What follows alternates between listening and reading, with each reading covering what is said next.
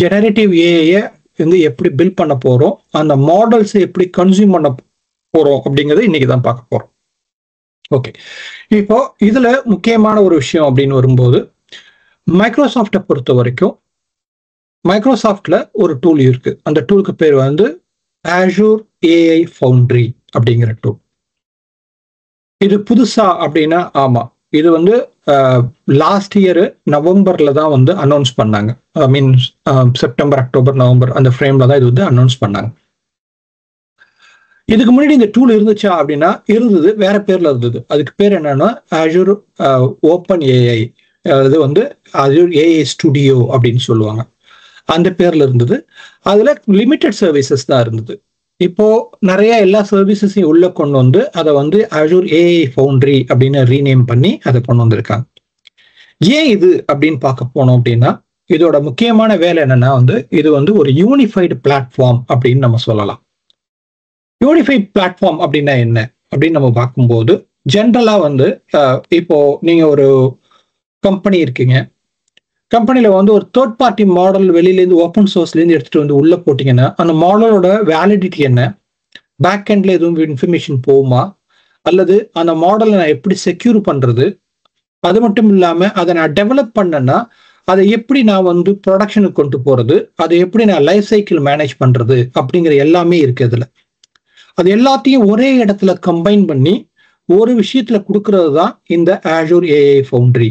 So இதை நம்ம என்ன சொல்லுவோம் அப்படின்னா, ஜஸ்ட் பிகாஸ் ஆஃப் இது வந்து ஒரு யூனிஃபைடு பிளாட்ஃபார்ம் அப்படின்னு நம்ம சொல்லலாம்.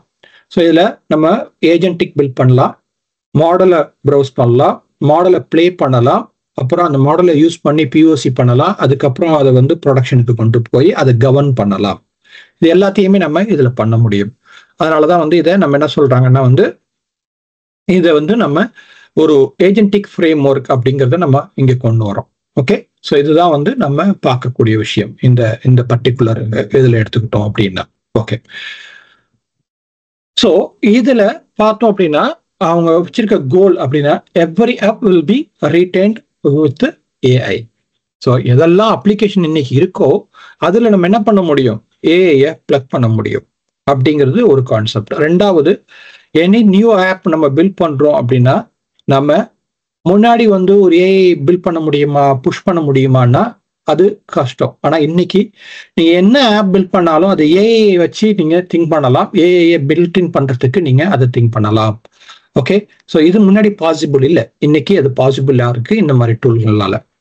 ஸோ ஏற்கனவே நான் சொன்னதுதான், இதுல என்னென்னலாம் மாதிரியான யூஸ் கேசஸ்லாம் நம்ம கொண்டு வரலாம் அப்படின்னா, ஆட்டோமேஷன்ல என்ன மாதிரி டூல் கொண்டு வரலாம், ப்ரொடக்டிவிட்டியில என்ன மாதிரி பண்ணலாம், அப்புறம் கஸ்டமர் என்கேஜ்மெண்ட்ல என்ன பண்ணலாம், ப்ராடக்ட் அண்ட் சர்வீசஸ்ல என்ன பண்ணலாம் அப்படிங்கிறது வந்து சில தாட்டுக்காக சில ஹை லெவல் ஏரியாஸ் கொடுக்கப்பட்டிருக்கு. ஃபார் எக்ஸாம்பிள் ப்ரொடக்டிவிட்டி அப்படின்னு எடுத்தோம்னா சம்மரைசேஷன், ஒரு பெரிய டாக்குமெண்ட் கொடுத்து சம்மரைஸ் பண்ணி கொடு அப்படின்னு சொன்னா இமீடியட்டா அது சம்மரைஸ் பண்ணி 4 லைன் 10 லைனோ 4 லைனோ நீங்க என்ன கேட்குறீங்களோ அதுக்கு அந்த மாதிரி சம்மரைஸ் பண்ணி கொடுக்கும். அப்புறம் ஒரு டாக்குமெண்ட் வந்து தேர்ட் லாங்குவேஜில் உங்களுக்கு புரியாத லாங்குவேஜில் இருக்குது அப்படின்னா அதை டிரான்ஸ்லேட் பண்ணணும்னா நீங்கள் டிரான்ஸ்லேட் பண்ணலாம். இல்லை உங்ககிட்ட பெரிய டாக்குமெண்ட் இருக்குது, அதை வந்து நீங்கள் Q&A மாற்றணும், எல்லாருக்கும் புரியுற மாதிரி பண்ணணும் அப்படின்னாலும் அந்த டாக்குமெண்ட்டை வந்து நீங்கள் Q&Aவும் மாற்றலாம். யார் என்ன கேள்வி கேட்டாலும் அதுக்கு பதில் சொல்லக்கூடிய அளவுக்கு நீங்கள் ஒரு பாட்டை உருவாக்கலாம் அல்லது ஒரு ஏஐ டூலை உருவாக்கலாம். இதே ஆட்டோமேஷனில் வந்தீங்கன்னா வந்து அனாமலி டிடெக்ஷனை வந்து ஈஸியாக கண்டுபிடிக்கலாம், மானிட்டரிங் பண்ணலாம். ஓகே, சப்ளை செயின் மேனேஜ்மெண்ட், நான் அந்த ஃபுட் வேஸ்ட் மேனேஜ்மெண்ட்ல வந்து சப்ளை செயின் மேனேஜ்மெண்ட்ல எந்த அளவுக்கு வந்து ஆப்டிமைஸ் பண்ணாங்க அப்படிங்கறது அந்த கேஸ் ஸ்டடியில் நம்ம பார்த்தோம். ஜப்பான்ல இருந்த அந்த ஒரு ஃபுட் வேஸ்டேஜை வந்து எப்படி கண்ட்ரோல் பண்ணாங்க, அன்னெசரி ஸ்டாக் இல்லாம அவங்க வந்து எப்படி வந்து இன்வென்ட்ரியை வந்து கண்ட்ரோல் பண்ணி கொண்டு வந்து மெயின்டெனன்ஸ்ல வந்து அதை சேவ் பண்ணாங்க அப்படிங்கிறத பார்த்தோம். இதெல்லாம் சில யூஸ் கேசஸ் தான் அப்படின்னு நம்ம சொன்னோம், ரைட்?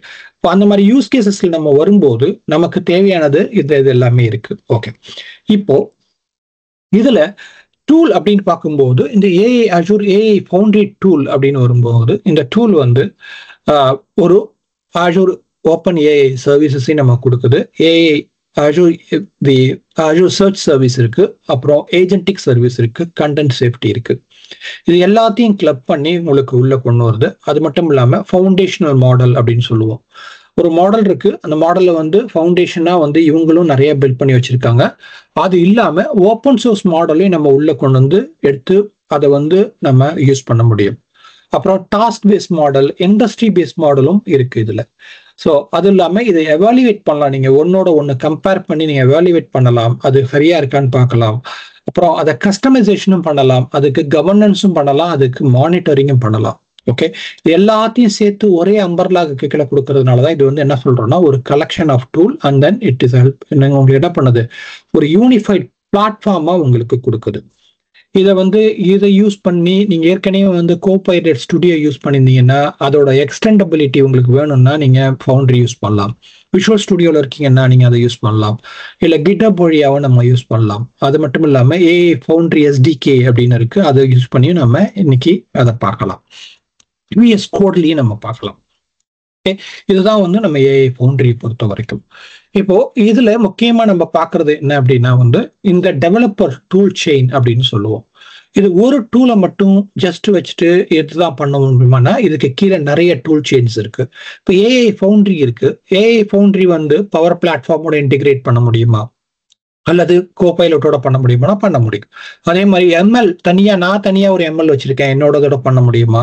கிட்டப் என்டர்பிரைஸ்ல வச்சு நான் வந்து இதை வந்து சிஐசிடி பைப்லைன் வழியா டிப்ளாய் பண்ண முடியுமா? நான் வந்து என்னோட டூல் வந்து விஷுவல் ஸ்டுடியோ டூல், அதை யூஸ் பண்ணி நான் டெவலப் பண்ண முடியுமா? அல்லது நான் அஜூர் டெவாப்ஸ் வழியா நான் பைப்லைன் ஜென்ரேட் பண்ண முடியுமா? அஜூர் போர்ட்டல் வழியா யூஸ் பண்ண, இது மாதிரி எல்லா டூல் செட்டையும் ஒன்றிணைச்சு கொடுக்கக்கூடியதா இருக்கு. அது மட்டும் இல்லாம இதுல வேர்ல்ட் பெஸ்ட் டூல்ஸ் அப்படின்னு சொன்னோம்னா இப்போ அஜூர் சர்ச் இருக்கு, எம்எல் இருக்கு, ரெஸ்பான்சிபிள் ஏஐ டூலிங் இருக்கு. இது எல்லாத்தையுமே நமக்கு ஒன்றிணைச்சு ஒரே இடத்துல கொடுக்கறதுனால இது வந்து இன்னும் நமக்கு ஈஸியா இருக்கு. மைக்ரோசாஃப்ட் ஏஐயோட எல்லா டூலையும் நமக்கு ஒன்றிணைச்சு கொடுக்குது.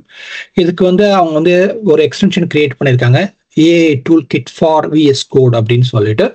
இதை நம்ம யூஸ் பண்ணோம் அப்படின்னா விஎஸ் கோட்ல நாம போர்ட்டலுக்கே வராம எல்லாத்தையுமே என்ன பண்ணலாம், விஎஸ் கோட்ல இருந்தே பண்றதுக்கான வாய்ப்புகள் அதிகமா இருக்கு இதுல. ஓகே, இது இல்லாம இப்ப ஏஐ ஃபவுண்டரி அப்படின்னு பார்த்தோம் அப்படின்னா ஏஐ ஃபவுண்டரி வந்து ஜஸ்ட் வந்து நம்ம மிடில் மேன் அப்படின்னு சொல்லியிருக்கோம், ரைட்? அப்போ இதோட இன்புட் டேட்டா நமக்கு வேணும். அப்ப இன்புட் டேட்டா அப்படின்னு வரும்போது இன்ஜெஸ்ட் டேட்டா அப்படின்னு வரும்போது இன்ஜெஸ்ட் டேட்டால என்னென்னலாம் பண்ண முடியும் அப்படின்னு நம்ம பார்த்தோம் அப்படின்னா நம்ம ஃபேப்ரிக் யூஸ் பண்ணலாம். நம்ம ஃபேப்ரிக் ஏற்கனவே படிச்சிருக்கோம், அதுக்கான வீடியோஸ் எல்லாமே நம்ம போட்டிருக்கோம். அப்போ அந்த ஃபேப்ரிக்கை யூஸ் பண்ணி நாம டேட்டாவை எப்படி ஏஐ ஃபவுண்டரிக்குள்ள கொண்டு வந்து அதை எப்படி நம்ம வந்து ஏஐயா மாத்துறது அப்படின்னு பார்க்கலாம். அப்புறம் எஸ்கியூஎல் டேட்டாபேஸ் நம்ம பார்த்துருக்கோம். எஸ்கியூஎல் டேட்டாபேஸையும் நம்ம என்ன பண்ணலாம், டேட்டா வந்து சோர்ஸா எடுக்கலாம், காஸ்மோஸ் டிபியும் எடுக்கலாம், அஜூர் ஏஐ சர்ச் நம்ம பார்க்க போறோம், ரீடிஸ் கேட்ச், ஷேர் பாயிண்ட், இது மாதிரி எல்லாமே டேட்டா இன்புட்டுக்கு வரும். அதே மாதிரி data provisioning of the cloud resource பார்த்தோம்னா இப்போ இந்த ஏஐ ரன் பண்ணும்போது பேக் எண்ட்ல கம்ப்யூட் வேணும், அது ஸ்டோர் பண்றதுக்கான டேட்டாவை வந்து ஸ்டோரேஜ்ல போகணும், அதுக்கான ஐடென்டிட்டி வேணும். இது எல்லாத்தையுமே நம்ம வந்து தனித்தனி சப்ஜெக்டா நம்ம ஏற்கனவே பார்த்துருக்கோம். இது இல்லாம இப்போ இந்த சைடு வந்தீங்கன்னா இதை மல்டிபிள் ஏஐ மல்டிபிள் பிளாட்ஃபார்ம் அல்லது வந்து மல்டிபிள் ஹப் ஆர் ப்ராஜெக்ட் நம்ம கிரியேட் பண்ணும்போது அதை நம்ம மேனேஜ் பண்றதுக்கு ஒரு அகஸ்ட்ரேட்டட் பிளாட்ஃபார்மோ இல்லை ஓஎஸ் ஓப்பன் சோர்ஸ் பிளாட்ஃபார்மோ நமக்கு வேணும், அல்லது ஓப்பன் சோர்ஸ் பிளாட்ஃபார்மோட இன்டிகிரேட் பண்ணணும் அப்படின்னா அதுக்கு இந்த மாதிரி 4 பிளாட்ஃபார்ம் இருக்கு. ஓகே, சிமெண்டிக் கர்னல் ஒன்று இருக்கு, லாக் செயின் ஒன்று இருக்கு, ஆட்டோஜென் இருக்கு, லாமா இண்டெக்ஸ் இருக்கு. இப்போ இதெல்லாம் யூஸ் பண்ணி எப்படி பண்றோம், இதெல்லாமே நம்ம பின்னாடி பார்ப்போம் ஒன்று ஒன்றா.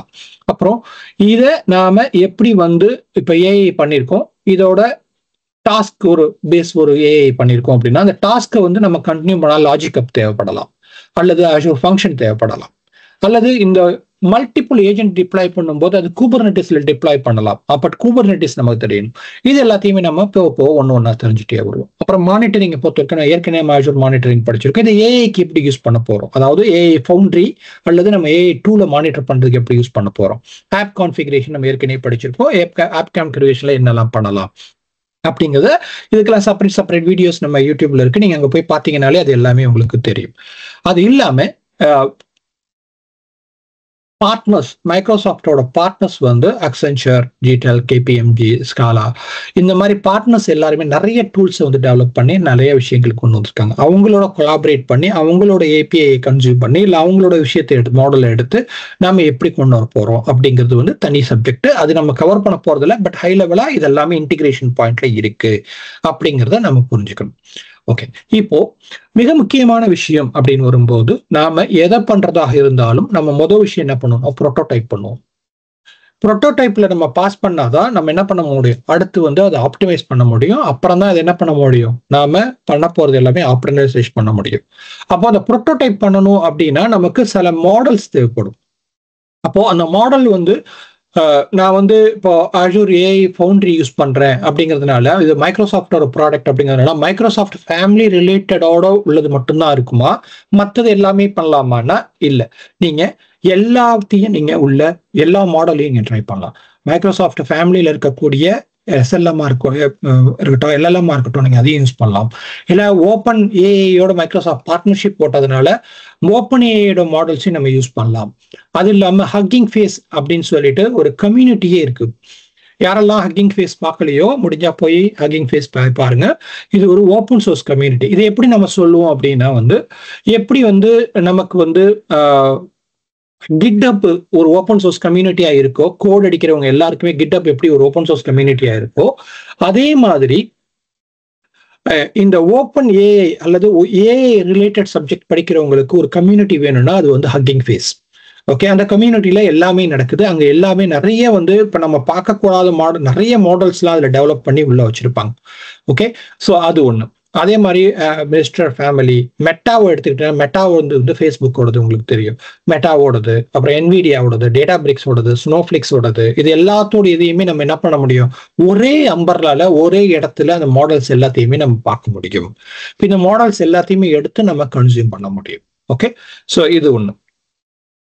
இப்போ இதே வந்து பார்த்தோம்னா இதை வந்து கார்டு எப்படி இருக்கும் அப்படின்னா இப்படிதான் வந்து நமக்கு போர்ட்டல் இருக்கு. நான் டெமோ காமிக்கும் போது உங்களுக்கு தெரியும். அதுக்கான போர்ட்டல் பார்த்தோன்னா ai.azure.com அப்படிங்கிற போர்ட்டல்ல தான் நம்ம போய் இது எல்லாத்தையுமே பண்ணுவோம். அது இல்லாம GitHubலயும் என்ன பண்ணிருக்காங்கன்னா இந்த மாடலை வந்து ஹோஸ்ட் பண்ணிருக்காங்க. GitHubல ஃப்ரீயாவே பிளே கிரவுண்ட் கொடுக்குறாங்க.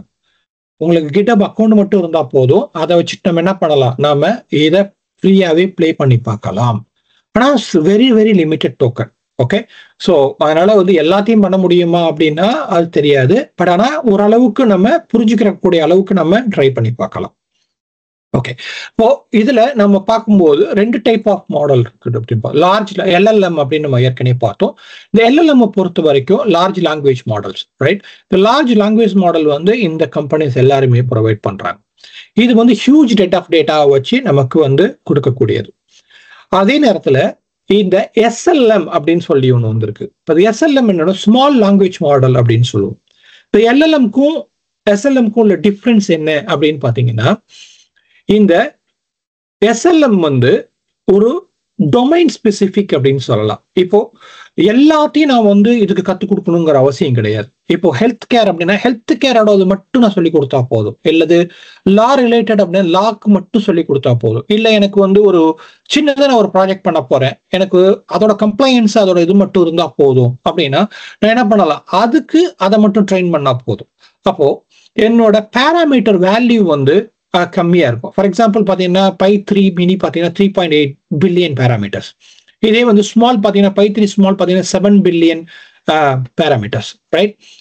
மீடியம் வந்து 14, இப்படியே போயிட்டே இருக்கு, ரைட்? இப்போ இது மாதிரி நீங்க என்ன பண்ண முடியும்? சின்ன மாடலை யூஸ் பண்ணும்போது உங்களுக்கு தேவையான கம்ப்யூட் பவர் கம்மியா இருக்கும், உங்களுடைய தேவையும் பூர்த்தியாகும். ஓகே, இப்போ அதுக்காக என்ன பண்ணிருக்காங்கன்னா வந்து ஸ்மால் மாடல் SLM யூஸ் பண்ணிருக்காங்க. ஓகே, இதுதான் வந்து நமக்கு தேவையானது. இங்க வந்து கான்டெக்சுவல், ஓகே, யூஸ் கேஸ் வந்து வாஸ்டா நீங்க ட்ரை பண்ணலாம். அதே நேரத்தில் ஹை கம்ப்யூட்டிங் தேவைப்படும் லார்ஜ் லாங்குவேஜ் மாடலுக்கு. ஓகே, இதுதான் வந்து நம்ம புரிஞ்சிக்க வேண்டிய விஷயம். இப்போ இதுலயே நாம வந்து ஸ்மால் லாங்குவேஜ் மாடல் போனோம் அப்படின்னா நான் முன்னாடியே சொன்னதுதான் ஃபியூவர் பேராமீட்டர். ஓகே, இது வந்து கம்ப்யூட் பார்த்தீங்கன்னா வந்து லெஸ் இன்டென்சிட்டிவா இருக்கும், சிம்பிளா இருக்கும் ஆர்கிடெக்சர். ஓகே, ஸோ அட்வான்டேஜ் எப்படின்னு பார்த்தோம்னா ஃபாஸ்டரா ட்ரெயின் பண்ணலாம், இன்ஃபரன்சிங் டைமும் ஃபாஸ்டா இருக்கும் நமக்கு. Okay, lower compute power, because of lower compute power நமக்கு என்ன ஆட்டோமேட்டிக்கா நம்மளுடைய எனர்ஜி காஸ்ட்டும் நமக்கு சேவ் ஆகும். Easier to deploy on the edge devices. ஏன்னா சின்னதா இருக்கிறதுனால நம்ம என்ன எட்ஜ் டிவைசஸ்ல நம்மளால இது பண்ண முடியும். டிஸ்அட்வான்டேஜ் அப்படின்னு பார்த்தோம்னா லிமிடெட் பர்ஃபார்மன்ஸ் தான் இருக்கும். ஏன்னா அதுக்கு தெரிஞ்சதை மட்டும் தான் அது கொடுக்க முடியும், ரைட்? அப்போ இதனால என்ன பண்ணுது, இந்த கான்டெக்ட் வந்து நம்மளால என்ன பண்ண முடியாது, பெரிய பெரிய கான்டெக்ட்லாம் நம்மளால இதெல்லாம் அண்டர்ஸ்டாண்ட் பண்ணிக்க முடியாது, சின்னதா நம்ம பண்ணிடலாம். ஓகே, ஸோ எல்லா லாங்குவேஜ் எல்லாத்தையும் பண்ண முடியுமானா பண்ண முடியாது. பட் ஏன்னா ஸ்பெசிஃபிக்கான லாங்குவேஜ் ஸ்பெசிஃபிக்கான விஷயங்கள் வேணா இதை வச்சு நம்ம பண்ணலாம். இதே எல்எல்எம் வந்து அப்படியே ஆப்போசிட், ரைட்? எல்எல்எம்ல வந்து நம்ம என்ன நினைக்கிறோமோ அது எல்லாத்தையுமே பண்ண முடியும். ஃபார் எக்ஸாம்பிள் எல்எல்எம் 4.0ல 1.7 பில்லியன் பேராமீட்டர்ஸ் வந்து நம்ம பாஸ் பண்ண முடியும். இப்போ நாங்க சொன்னது என்ன, ஸ்மால்ல 7 பில்லியன் சொன்னேன், இங்க 1.75 billion. So you can see the difference. 10 times இல்லை 20 டைம்ஸ் 100 டைம்ஸ் கூட நம்ம வந்து சொல்லிட்டு போகலாம் அதோட டிஃபரன்சியேஷன். அப்போ அதுக்கு தகுந்த மாதிரியான விஷயங்கள் தான் இருக்கும். அப்போ அதுக்கு தகுந்த மாதிரியான கம்ப்யூட் பவரும் நமக்கு பேக் எண்ட்ல தேவைப்படும். அதுதான் லார்ஜ் லாங்குவேஜ் மாடலுக்கும் ஸ்மால் லாங்குவேஜ் மாடலுக்கும் உள்ள டிஃபரன்ஸ். ஓகே, இப்போ இதை நான் எப்படி கரெக்டா சூஸ் பண்றது, எனக்கு எது தேவை அப்படின்னு நான் எப்படி முடிவு பண்றது அப்படிங்கிற கேள்வி நமக்குள்ள எல்லாருக்கும் வரக்கூடிய ஒரு கேள்விதான். ஸோ ஃபர்ஸ்ட் நமக்கு என்ன பண்ணணும் அப்படின்னா, நாம ஒரு மாடலை சூஸ் பண்றதுக்கு முன்னாடி நாம யூஸ் கேஸ் என்னன்னு நம்ம டிஃபைன் பண்ணணும்.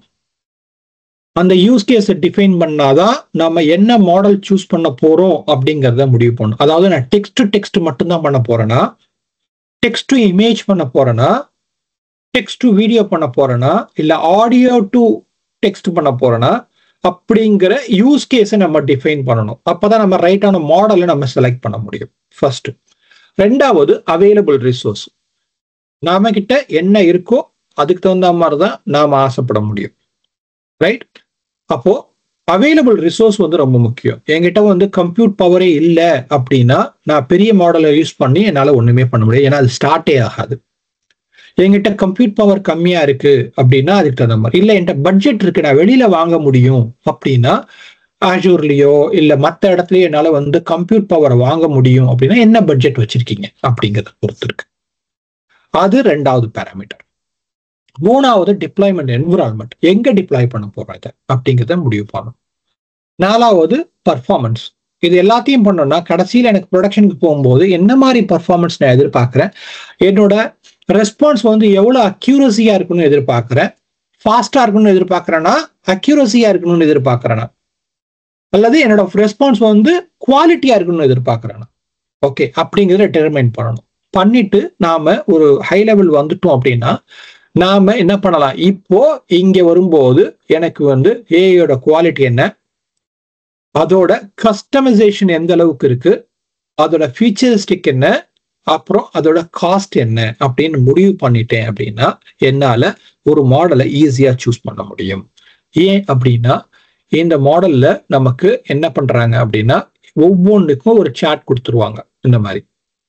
ஓகே, இந்த மாடல்ல ஃபார் எக்ஸாம்பிள் கோட் ஜென்ரேஷன் நான் பண்ண போறேன் அப்படின்னு முடிவு பண்ணீங்கன்னா எந்த மாடலை யூஸ் பண்ணீங்கன்னா கோட் ஜென்ரேஷன் பண்ணலாம். ஓகே, ஃபேக்ட் மத்திய அனலைஸ் பண்ண போறேன் அப்படின்னா அதுக்கு எந்த மாடலை யூஸ் பண்ணா ஃபேக்ட் எடுக்கலாம். லாங்குவேஜ் அண்டர்ஸ்டாண்ட் பண்ணணும்னா எந்த மாடலை எடுத்தா பண்ணலாம். மேத் எனக்கு கம்ப்யூட்டேஷன் பண்ணணும்னா என்ன மாதிரி உள்ளது எடுக்கலாம். ஓகே, ஸோ இந்த மாதிரி நமக்கு ஒன்னுக்கும் ஒரு சார்ட்ல நமக்கு தெளிவா தெரிய ஆரம்பிக்கும். இது மாடலை சூஸ் பண்றதுக்கான ஒரு ஃப்ரேம் ஒர்க் அப்படின்னு நீங்க புரிஞ்சுக்கலாம். ரெண்டாவது, இதை நான் என்னோட டெவலப்மெண்ட்ல நான் டெவலப் பண்ணும். அப்போ எனக்கு ஒரு எஸ்டிகே வேணும். என்ன மாதிரி எஸ்டிகே நான் யூஸ் பண்ணா டெவலப் பண்ணலாம் அப்படின்னா Azure ஓப்பன் ஏஐ எஸ்டிகே அப்படின்னு இருக்கு. இப்போ இந்த எஸ்டிகே விட நம்ம லோக்கல் என்விரான்மெண்ட்ல இன்ஸ்டால் பண்ணிக்கிட்டோம் அப்படின்னா நாம இதை வச்சு என்ன பண்ண முடியும், நாம இந்த ஹோல் ஏஐயும் டெவலப் பண்ண முடியும். அப்படின்னா நம்ம எதையும் ரன் பண்ண வேண்டியதில்லை, கம்ப்யூட் வந்து கிளவுட்லயே ரன் ஆகும். நாம டெவலப்மெண்ட் மட்டும் ஏபிஐ வழியா கால் பண்றதுக்கு எஸ்டிகே வழியா கால் பண்ணி நாம டெவலப் பண்ணுவோம். அதை டெவலப் பண்ணும்போது என்ன மாதிரி கோட் அடிக்கணும், என்ன மாதிரி ஸ்கில் செட் வேணும் அப்படின்னா முக்கியமா தேவை பைத்தான் வேணும், .NET வேணும், ஜாவா ஸ்கிரிப்ட் வேணும், ஜாவா அல்லது கோ. இதுல ஏதாவது ஒண்ணு இருந்தா போதும். ஓகே, இது எல்லாமே தெரிஞ்சிருக்கணுமா அப்படின்னு அவசியம் இல்லை. இதுல ஏதாவது ஒண்ணு நீங்க தெரிஞ்சிருக்கணும். தெரிஞ்சிருந்தீங்க அப்படின்னா உங்களுக்கு ஈஸியா நீங்க உங்க ஓன் டெவலப்மெண்ட் என்விரான்மெண்ட்ல டெவலப் பண்ணி நீங்க கொண்டு போக முடியும். ஸோ நாம ஃபோக்கஸ் பண்றது பைத்தானும் ஜாவா ஸ்கிரிப்டும் தான் நம்ம இது வரைக்கும் ஃபோக்கஸ் பண்ணிக்கிட்டு இருக்கோம். ஏன்னா அது ரெண்டு தான் ஓப்பன் சோர்ஸ், அது ரெண்டுமே வந்து நம்ம ஈஸியா டெவலப் பண்ணலாம். ஏன் .NET போல அப்படின்னா அது ஒரு மைக்ரோசாஃப்ட் ஈகோ சிஸ்டம் மட்டும் வேலை செய்யறதுனால நம்ம அதுக்கு உள்ள போகல. ஏன்னா இன்னைக்கு வந்து ஏஐல இருக்க எல்லாருக்கும் தெரிய வேண்டிய ஒரு விஷயம் என்னன்னா பைத்தானும் ஜாவா ஸ்கிரிப்டும் தெரிஞ்சிருக்கணும். அதனாலதான் நம்ம அதுக்கு போறோம். இது ஒரு டைப் ஆஃப் எஸ்டிகே. இன்னொன்னு மைக்ரோசாஃப்ட்லயே இன்னொரு எஸ்டிகே ரிலீஸ் பண்ணிருக்காங்க, Azure AI Foundry SDK அப்படின்னு. இப்போ இந்த ஏஐ டூல் கிட் போட்டிருக்காங்க இல்லையா, இப்போ நம்ம அதெல்லாம் படிக்க போறோம். இப்போ அதுக்காக ஸ்பெசிஃபிக்கா ஒரு எஸ்டிகே டெவலப் பண்ணிருக்காங்க. இந்த டூல் செயின் எல்லாத்தையும் இணைச்சு இதை யூஸ் பண்ணி எப்படி நம்ம யூஸ் பண்றது அப்படிங்கிறதுக்காக அந்த ஒரு எஸ்டிகே யூஸ் பண்ணிருக்காங்க. அதுலயும் நம்ம படிச்சு பார்த்த மாதிரி இந்த எல்லா லாங்குவேஜும் பண்ண முடியும். அந்த லாங்குவேஜ்ல முக்கியமா பைத்தான் சப்போர்ட்டடு. ஓகே, ஸோ அதை யூஸ் பண்ணி நம்ம பண்ணலாம். இன்ஃபரன்சிங் எப்படி பண்றோம் அப்படிங்கிறத நம்ம பார்ப்போம். இப்போ சாதாரணமா நம்ம பண்ணோம் அப்படின்னா நான் முன்னாடி சொல்றத 4 ஸ்டேஜஸ் தான். ஃபர்ஸ்ட் வந்து டிஸ்கவர் பண்ணணும், நமக்கு என்ன தேவைங்கிறத நம்ம முடிவு பண்ணணும். அப்போ நமக்கு தேவை என்னன்னு முடிவு பண்ணணும். நம்ம என்ன பண்ணணும், ஃபர்ஸ்ட் நம்ம டிஃபைன் யூஸ் கேஸ், நமக்கு தேவையான யூஸ் கேஸை நம்ம டிஃபைன் பண்ணணும். அப்புறம் கரெக்டான மாடலை நம்ம பிக் பண்ணணும். அப்புறம் அதோட ஃபீசிபிலிட்டி என்னன்னு பார்ப்போம், இல்லாட்டா அதுக்கு தேவையானது என்னன்னு பார்ப்போம். அப்புறம் நம்ம என்ன பண்ணுவோம், ப்ரோட்டோடைப்பை பில்ட் பண்ணுவோம். இப்போ அந்த ப்ரோட்டோடைப்பை பில்ட் பண்ணி அது ஒர்க் பண்ணுதான்னு பார்ப்போம். இதை தான் நம்ம மோஸ்ட் ஆஃப் த டைம் நம்மளுடைய லேப்னு சொல்றதுல இதை தான் நம்ம கற்றுக்க போறோம். அதாவது ஒரு மாடல் எப்படி சூஸ் பண்றோம், அப்புறம் அதை எப்படி ட்ரை பண்றோம், அதை எப்படி இது பண்ண போறோங்கிறத நம்ம மோஸ்ட் ஆஃப் த டைம் நம்ம பார்க்க போறோம். அதுக்கப்புறம் நாம பண்ண போற ரெண்டாவது விஷயம் என்னன்னா, மாடல் நம்ம செலக்ட் பண்ணிட்டோம். அதாவது டெவலப்மெண்ட் ஸ்டேஜ்ல வரும்போது மாடலை செலக்ட் பண்ணிட்டோம். ஏன்னா நம்ம எல்லா எக்ஸ்பெரிமெண்ட்டிங்க முடிச்சிட்டோம், நமக்கு தேவையான மாடல் என்னன்னு நமக்கு தெரியும். அதை எடுத்துட்டு 1-2 மாடல் மட்டும் செலக்ட் பண்ணிட்டு அதை நம்ம எவாலுவேட் பண்ணணும். 2 மாடலை செலக்ட் பண்ணிட்டேன், இதுல எது கரெக்டா வரும் அப்படின்னா என்னோட எல்லா யூஸ் கேஸ் போட்டு பார்க்கறதுக்காக எவாலுவேட் பண்ணணும். அதுக்கப்புறம் இதோட டெக்னிக்ஸ் என்ன அப்படிங்கிறத நான் மாற்றணும். அப்படின்னா ஃபார் எக்ஸாம்பிள் நான் வந்து ரேக் யூஸ் பண்ணுமா, அல்லது நான் வந்து ஃபைன் டியூன் பண்ணணுமா, அல்லது ப்ராம்ப்ட் இன்ஜினியரிங் பண்ணணுமா, இல்லை காம்பினேஷன் ஆஃப் திஸ் எல்லாமே நான் பண்ணணுமா அப்படிங்கிற டெக்னிக்ஸை டிஃபைன் பண்றதுக்கு நான் இந்த இடத்துல வந்து தான் நம்ம என்ன பண்ண முடியும், டெவலப்மெண்ட் ஸ்டேஜில் தான் நான் அதை கொண்டு வர முடியும். நம்ம என்ன சொல்றோம்னா இது டிசைன் அண்ட் கஸ்டமைசேஷன் பார்ட் அப்படின்னு சொல்றோம். இதை முடிச்சதுக்கு அப்புறம் தான் நம்ம என்ன பண்ணுவோம்னா ப்ரொடக்ஷனுக்குள்ள போவோம். இப்போ இந்த ப்ரொடக்ஷனுக்குள்ள போகும்போது நாம சொல்றது என்னன்னா எக்ஸ்பெரிமெண்ட், நமக்கு என்ன தேவையோ அதை ஃபர்ஸ்ட் நம்ம எக்ஸ்பெரிமெண்ட் பண்ணுவோம். எக்ஸ்பெரிமெண்ட் பண்ணிட்டு அந்த கண்டென்ட்டோட ஃபில்டரேஷன் சொல்லுவோம், கண்டென்ட் ஃபில்டர்னு சொல்லுவோம். அதாவது சில சமயங்கள்ல வந்து அபியூஸான வேர்டை யாராவது யூஸ் பண்ணலாம். இப்போ சாட்பாட் தானே, யாருக்கு தெரியும், ஜென்ரேட்டிவ் ஏஐ தானே, அபியூஸான வேர்ட்ஸை கேட்கலாம் அப்படின்னு வரும். அப்போ அது அபியூஸான வேர்டை கொடுத்தீங்கன்னா அது பதிலும் அபியூஸாக தான் கொடுக்கும். அப்போ நீங்க போய் அது வந்து அஃபண்டட் அப்படின்னு சொல்ல முடியாது, ரைட்? ஏன்னா மிஷின் தானே. ஆனா அதையும் நீங்க கண்ட்ரோல் பண்ணணும். அப்ப கண்ட்ரோல் பண்ணணும் அப்படின்னா அதுக்கு என்ன சொல்றோம்னா கண்டென்ட் ஃபில்டரிங்னு சொல்லுவோம். ஓகே, அப்போ அது ஒரு அபியூஸான வேர்டை இப்போ நம்ம ஒரு பெரிய கார்பரேட் நம்மளுடைய இதுல கொண்டு வந்து ஒருத்தன் ஏதாவது போட்டான் அப்படின்னா அது திருப்பி திட்டிடுச்சுன்னா அது நம்மளுடைய கம்பெனிக்கு தான் இமேஜ் ஃபால்ட், ரைட்டா? அப்போ அதை நம்ம எப்படி பண்றோம்? இது இல்லாம நம்மளுடைய கம்பெனியோட சென்சிட்டிவான இன்ஃபர்மேஷன் சில சமயம் டேட்டாபேஸ்ல இருக்கலாம். அந்த மாதிரி விஷயங்கள் நாம வெளியில போயிடக்கூடாது. இல்லது உங்களுக்குள்ள இன்ஃபர்மேஷன் இன்னொருத்தருக்கு போயிடக்கூடாது. அதாவது பர்சன் ஏயோட இன்ஃபர்மேஷன் வந்து பர்சன் பிக்கு போகக்கூடாது. அப்போ அந்த மாதிரி விஷயங்களை பண்ணணும் அப்படின்னா அது கண்டென்ட் ஃபில்டரிங் எப்படி பண்ண போறோம், அதுக்கான செக்யூரிட்டி எப்படி பண்ண போறோம், அதுக்கான டேட்டா பிரைவசி எப்படி பண்ண போறோம் அப்படிங்கிறது முக்கியம். அதுக்கப்புறம் கெப்பாசிட்டி அண்ட் காஸ்ட். இப்போ எனக்கு எவ்வளவு கெப்பாசிட்டி தேவை இதை டெவலப் பண்றதுக்கு, இல்லது இந்த சாட்பாட் ரன் இந்த ஜென் ஏஐயோட டூல் எனக்கு ரன் ஆகணும் அப்படின்னா எவ்வளோ ரிக்வெஸ்ட் வரும், ரிக்வெஸ்ட் வந்தா இது எப்படி நான் வந்து கொடுக்க போறேன், எவ்வளவு ஃபாஸ்டா கொடுக்க போறேன், இதோட கெப்பாசிட்டி எனக்கு என்ன வேணும், இதுக்கு காஸ்ட் எவ்வளவு வரும், இல்ல அது காஸ்ட் எனக்கு முக்கியமா, பர்ஃபார்மன்ஸ் முக்கியமா, ஆப்டிமைசேஷன் அப்படிங்கிற எல்லாத்தையுமே கால்குலேட் பண்ணிட்டு அதுக்கப்புறம் அதை மானிட்டர் பண்ணுவோம். இந்த ஸ்டேஜஸ் நம்ம கடந்து வரும்போது தான் நம்ம இதுக்குள்ள வருவோம். ஃபர்ஸ்ட் நம்ம பார்க்கும்போது வந்து முக்கியமா இது உள்ள எல்லாத்தையும் பார்ப்போம், அதுக்கப்புறம் தான் நம்ம இங்க எல்லாத்துக்கும் வருவோம். ஓகே, ஸோ இது ஹை லெவல் ஒரு டெவலப்மெண்ட் லைஃப் சைக்கிள் எப்படி இருக்கும் அப்படிங்கிறத நம்ம பார்க்கணும். ஓகே, இதுக்கப்புறம் இது எல்லாத்துக்கும் முக்கியமான விஷயம் என்ன, ட்ரஸ்ட். நாம ஒரு ஏஐ டூல் ரன் பண்றோம் அப்படின்னா அந்த டூல் வந்து ட்ரஸ்டா இருக்கணும். ஓகே, மனிதனுக்கு எந்தவித பாதிப்பும் ஏற்படுத்தாம இருக்கணும். அதுவும் இல்லாம கம்பெனிக்கு எந்தவித பாதிப்பும் ஏற்படுத்தாம இருக்கணும். அப்போ அந்த ட்ரஸ்ட் வந்து ரொம்ப முக்கியம். அப்போ ட்ரஸ்ட் ஒர்த்தி ஏஐ இருக்கணும் அப்படின்னா நமக்கு தேவை என்ன அப்படின்னா வந்து பிரைவசி, செக்யூரிட்டி, சேஃப்டி, இது முக்கியம். ஸோ அது மட்டும் இல்லாமல் இது எல்லாத்தையும் சர்க்குலர் அரவுண்ட் பண்ணி நம்ம என்ன பண்ணோம், கமிட்மெண்ட்டும் கேப்பபிலிட்டிஸும் பில்ட் பண்ணோம். ஸோ முக்கியமா ஹார்ம் கேட்டகரிஸ், என்ன மாதிரியான ஹார்ம்னஸ் வரலாம், இந்த டெலிகேஷன், ஓகே, என்ன மாதிரியான விஷயத்தை நம்ம இதுக்கு டெலிகேட் பண்ண முடியும், ப்ராம்ப்ட் ஷீல்டு, அதான் சொன்னேன், நாம என்ன பண்ண முடியும், சில அபியூஸான வேர்ட்ஸ் எல்லாம் யூஸ் பண்ணோம்னா அதை எப்படி வந்து ஷீல்ட் பண்ணலாம், அதை ரிப்ளை பண்ணும்போது அதை எப்படி கவர்ன் பண்ணலாம், அதை எப்படி கொண்டு வரலாம், அப்புறம் நம்ம கிட்ட இருக்கக்கூடிய மெட்டீரியலை வந்து நம்ம எப்படி இது பண்ணலாம் அப்படிங்கிறது தான் நாம ஓவராலா கண்டென்ட் சேஃப்டியில மிக முக்கியமான விஷயத்தை நம்ம பார்க்கணும். ஓகே, இதுல இது வரைக்கும் நம்ம பார்த்தது பார்த்தீங்கன்னா ஏஐ ஃபவுண்ட்ரி அப்படின்னா, சில பேர் கேட்கலாம் நிறைய டூல் இருக்குப்பா, அது ஹக்கிங் ஃபேஸ் இருக்கு, ஒலாமா இருக்கு, நிறைய டூல் இருக்கு, நான் ஏன் இந்த ஏஐல வந்து ஃபவுண்ட்ரிக்கு ஃபோக்கஸ் பண்ணணும் அப்படின்னா, சிம்பிளா நாளே பாயிண்ட்ல சொல்லணும் அப்படின்னா, இது ஒரு அக்சலரேட்டட் பிளாட்ஃபார்ம். இது உள்ள நாம என்ன பண்ண முடியும், பல டூல்களை ட்ரை பண்ண முடியும். இதுல டெம்ப்ளேட் இருக்கு, பைப்லைன் பண்ணலாம், என்னால கவர்னன்ஸ் அண்ட் பாலிசிஸ், என்ன கார்பரேட்டோட கவர்னன்ஸ் அண்ட் பாலிசி இன்கார்பரேட் பண்ணலாம். அது மட்டும் இல்லாம இது ஓப்பன் சோர்ஸோட இன்டிகிரேட் ஆகிருக்கிறதுனால எனக்கு இந்த ஏஐயோட விஷயத்தை எனக்கு டிமோக்ரட்டைஸ் பண்ணி காமிக்குது. என்னால் ஃபாஸ்டா டெவலப் பண்ணி என்னால் டைம் டு மார்க்கெட் பண்ண முடியும். ஓகே, இதுதான் இந்த ஏஐ ஃபவுண்ட்ரியை நான் கத்துக்கிறதுக்கான முக்கியமான காரணம் அப்படின்னு நீங்க யார் கேட்டாலும் நீங்க சொல்லலாம்.